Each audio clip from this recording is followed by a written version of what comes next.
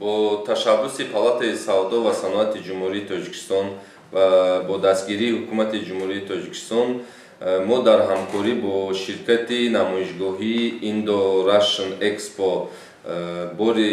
تصمیم گرفتیم که بار اول نمایشگاهی مال‌های هندوستان را در جمهوری تاجیکستان برگزار نماییم. کاری نمایشگاه روزی کشادش‌های رسمی نمایشگاه روزی 20 فوریه سال جاری در بینای مجمع دولتی کاخ باربد افتتاحی گردید و کاری نمایشگاه تا 1 مارت سال 2015 برگزار خواهد گشت و در کاری نمایشگاه زیاده از 20 شرکت هندوستان و 3 شرکت وطنی نیز در این نمایشگاه شرکت می‌ورزند. در نمایشگاه مال‌های بافندگی، صنعت سبک،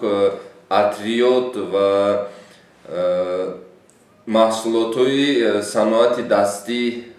پیشنهاد می‌گردد به بینندگان و